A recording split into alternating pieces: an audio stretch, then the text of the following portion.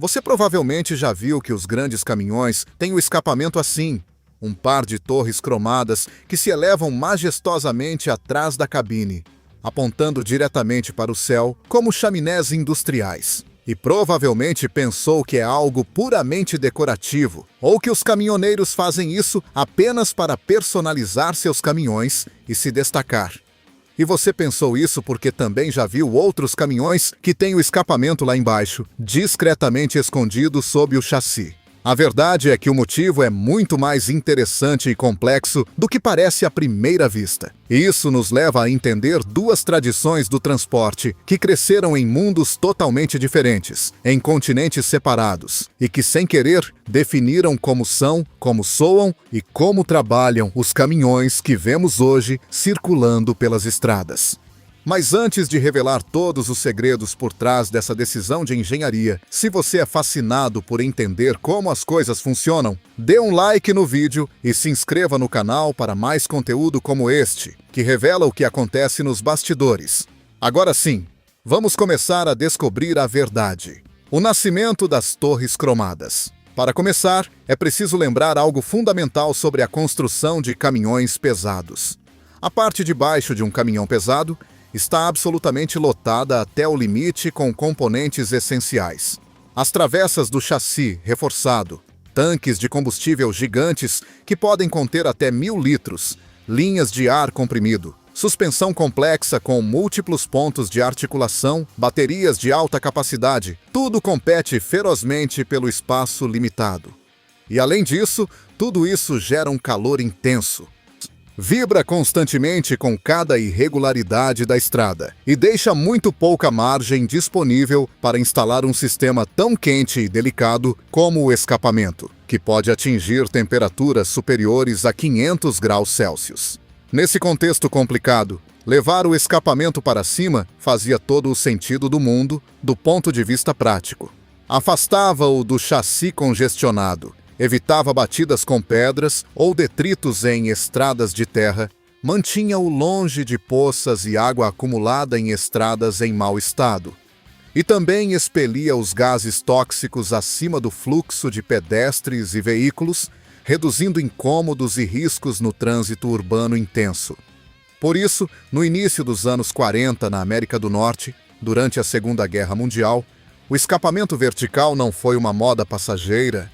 Foi uma solução prática para problemas reais de engenharia e, com o tempo, acabou se tornando parte essencial da identidade visual do caminhão americano, assim como aqueles enormes filtros de ar externos e cilíndricos que ainda se veem em modelos clássicos. A história é fascinante porque nos anos 30, os caminhões tinham escapamentos que saíam pela lateral do motor, de forma semelhante aos carros. Mas os motoristas relatavam constantemente problemas com a fumaça entrando na cabine, especialmente em subidas longas, onde o motor trabalhava duro e expelia mais gases. Os engenheiros testaram várias soluções. Alguns tentaram escapamentos que saíam por baixo do motor, mas esses se danificavam constantemente com pedras e buracos. Outros tentaram escapamentos que saíam por trás do chassi, mas esses aqueciam perigosamente os pneus traseiros. Finalmente, um engenheiro cujo nome se perdeu na história teve a ideia simples, mas brilhante. Por que não enviar os gases para cima? Longe de tudo. Os primeiros protótipos foram testados em caminhões militares durante a guerra e funcionaram tão bem que, após o conflito, os fabricantes civis adotaram rapidamente o design. Curiosidade número 1. Os escapamentos verticais originais nos anos 40 não eram cromados nem decorados. Eram tubos de aço pintados de preto, que enferrujavam rapidamente. O cromado brilhante que associamos aos caminhões clássicos só se popularizou nos anos 60, quando os caminhoneiros autônomos começaram a personalizar seus cavalos mecânicos como declarações de orgulho profissional e diferenciação na estrada. Mas espere. E não foi só isso que motivou essa decisão histórica. Havia outra razão ainda mais decisiva, diretamente relacionada ao barulho ensurdecedor. Os primeiros motores a diesel pesados, especialmente os lendários Detroit Diesel de 2 tempos, eram brutalmente barulhentos e ensurdecedores. Um V8 da Detroit soava como se fossem 16 cilindros funcionando simultaneamente. Por isso, eram chamados de Screaming Jimmy, ou Jimmy Gritador. O nome Jimmy vinha de GMC, General Motors Corporation, que fabricava esses motores. Mas o Screaming era totalmente merecido. Esses motores eram tão barulhentos que os motoristas usavam protetores auriculares obrigatoriamente. Estudos médicos dos anos 50 mostraram que motoristas de caminhões com Detroit Diesel tinham perda auditiva prematura. E claro, colocar um silenciador mais restritivo tirava muito do seu valioso desempenho. Os motores de 2 tempos precisam de fluxo livre para funcionar eficientemente. Um silenciador restritivo podia reduzir a potência em até 20%. Isso era inaceitável para caminhoneiros que precisavam de cada cavalo de potência disponível. Assim, a única forma de manter alguma sanidade auditiva era enviando o escapamento para cima e o mais longe possível da cabine do motorista. A distância ajudava a dispersar o som antes que chegasse aos ouvidos do motorista. Não o eliminava, mas o tornava tolerável.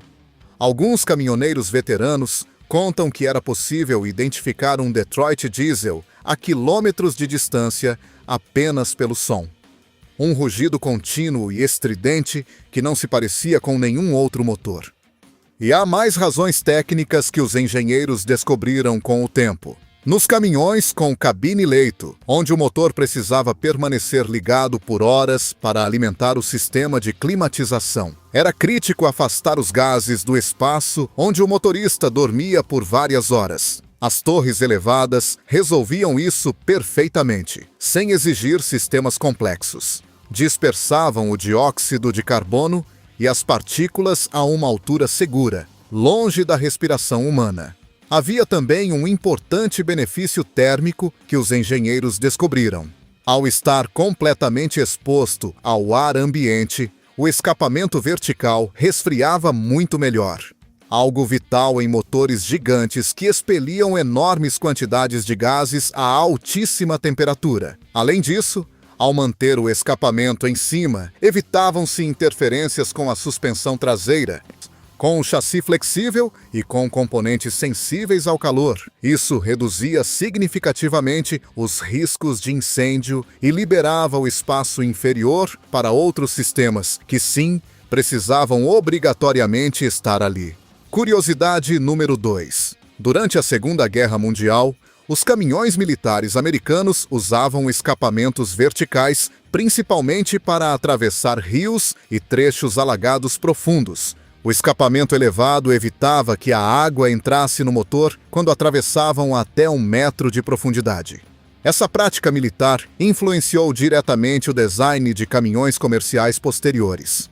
Como você pode ver agora, o escapamento vertical não era uma questão estética sem fundamento. Resolvia problemas de ruído, segurança, organização do caminhão e refrigeração simultaneamente. Por isso, acabou se tornando um símbolo cultural. Para muitos transportadores tradicionais, remover essas torres é como tirar parte da personalidade do caminhão. É parte de sua identidade visual.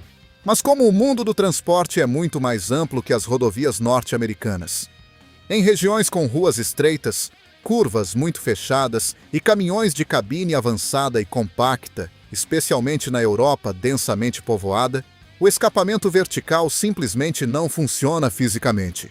Lá, qualquer coisa que se projete verticalmente pode atingir estruturas baixas, ficar presa em túneis com altura limitada ou reduzir a altura livre necessária.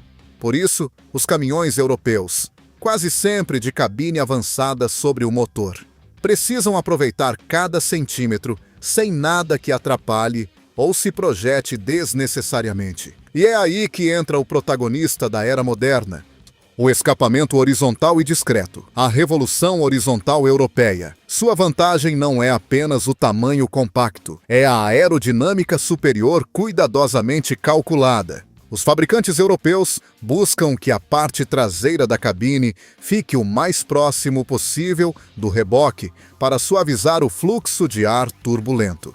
Esse espaço é crítico para a eficiência, e qualquer elemento vertical, como uma chaminé, cria uma turbulência massiva e dispara o consumo de combustível desnecessariamente. Por isso, um escapamento horizontal bem integrado ao chassi limpa a silhueta aerodinâmica e permite que os defletores façam seu trabalho sem obstáculos. O ar flui melhor sobre o conjunto completo, o consumo baixa e o caminhão inteiro se torna mais eficiente em termos de energia. E se isso soa lógico do ponto de vista técnico, espere até ouvir a parte financeira que realmente mudou tudo. Na Europa, o diesel é muito, mas muito mais caro que nos Estados Unidos.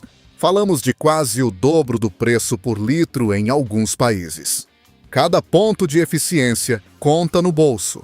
Por isso, os engenheiros reduzem distâncias, compactam todo o conjunto e eliminam qualquer coisa que gere arrasto aerodinâmico.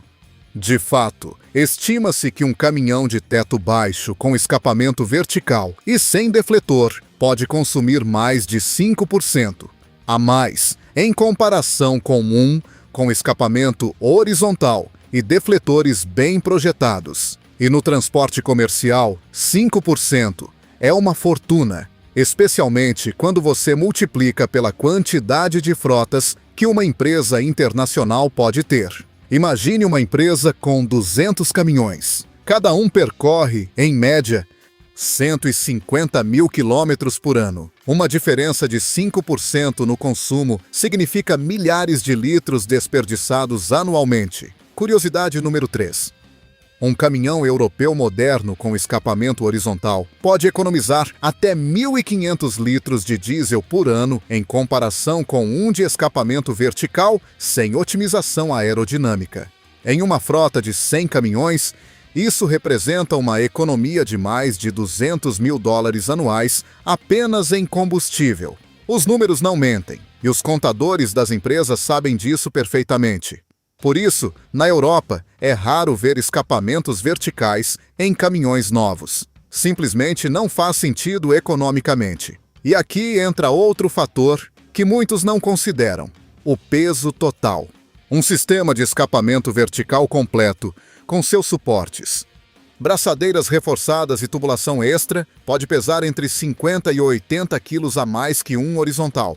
Não parece muito, mas na Europa, onde as regulamentações de peso são rigorosas, cada quilo conta. Menos peso no caminhão significa mais carga útil que você pode transportar legalmente. Assim, à medida que os sistemas de pós-tratamento foram crescendo em tamanho e complexidade, SCR, DPF, DOC, os engenheiros começaram a valorizar cada curva, cada quilo, cada centímetro de tubulação disponível. Mas antes de continuar, deixe-me dar um contexto rápido sobre o que é exatamente um sistema de pós-tratamento e por que ele mudou tanto a forma como um caminhão moderno é projetado. Um sistema de pós-tratamento é basicamente o conjunto de dispositivos encarregados de limpar os gases que saem do motor antes de chegarem à atmosfera. Antigamente, o escapamento expelia fumaça diretamente, sem filtros. Hoje, devido às rigorosas normas ambientais Euro 6 e EPA 2010, essa fumaça deve passar por vários filtros e reatores químicos que reduzem os poluentes. E todos esses componentes precisam de um espaço considerável. O DPF, ou filtro de partículas de diesel, captura as partículas sólidas. O SCR, ou redução catalítica seletiva, usa ureia líquida para converter óxidos de nitrogênio em nitrogênio e água. O DOC, ou catalisador de oxidação de diesel, oxida monóxido de carbono e hidrocarbonetos. Todo esse equipamento pode ocupar o espaço de um motor pequeno e deve funcionar a temperaturas específicas. Eles precisam de rotas de tubulação o mais compactas possível para funcionar bem e manter a temperatura. Agrupar esses sistemas sob o chassi facilita a manutenção da temperatura necessária para regenerar o filtro de partículas. Por outro lado, um escapamento vertical exige tubulações muito mais longas desde o turbo, e isso complica seriamente a gestão térmica. Adiciona peso morto, mais pontos potenciais de vazamento de gases e, portanto, uma manutenção mais cara. A tubulação mais longa significa mais perda de calor. E o sistema precisa de calor para funcionar eficientemente. Por isso, os engenheiros preferem rotas curtas e diretas. Curiosidade número 4. Os sistemas de pós-tratamento modernos podem atingir temperaturas de mais de 600 graus Celsius durante a regeneração do filtro de partículas. Esta é a razão pela qual alguns caminhões alertam os motoristas para não estacionarem perto de materiais inflamáveis durante este processo. Além disso, esses sistemas requerem sensores constantes. Sensores de temperatura, de pressão, de NX, de oxigênio. Cada sensor é um ponto potencial de falha. Quanto mais compacto o sistema, mais fácil é monitorar e manter. Um escapamento vertical com tubulação longa significa sensores distribuídos em áreas de difícil acesso. Um escapamento horizontal concentra tudo em uma área acessível sob o chassi. Como você pode ver agora, não é por acaso que cada vez mais transportadores o pedem e que os fabricantes incorporam saídas laterais ou traseiras voltadas para baixo, dependendo do tipo de operação e das regulamentações locais específicas. Até mesmo marcas tradicionalmente americanas, como Kenworth e Peterbilt, agora projetam seus caminhões pensando primeiro no escapamento horizontal. Os verticais são adicionados depois como uma opção nostálgica, o inabalável fator cultural. Mesmo assim, depois de tudo o que contamos, o peso cultural do escapamento vertical continua vivo na América do Norte. Nos Estados Unidos, as chaminés de escape ainda são e continuarão sendo um símbolo de liberdade e tradição. Até mesmo alguns donos de picapes instalam escapamentos verticais apenas por estética, mesmo que não tenha nenhum benefício prático. É pura declaração de estilo de vida. Mas a indústria está mudando rapidamente, e agora a vez é precisamente dos eficientes escapamentos horizontais. Os novos modelos Kenworth, PQ 680, Peterbilt 579, Freightliner Cascadia, Western Star 5700XE, são oferecidos de fábrica com escapamentos horizontais, como configuração padrão. Os verticais já são opcionais, e a tendência é absolutamente clara em direção à eficiência. E aqui vem algo interessante sobre a psicologia do motorista que as empresas estudam. Estudos de mercado revelam que motoristas jovens, com menos de 35 anos, preferem escapamentos horizontais porque os associam à tecnologia moderna e eficiência.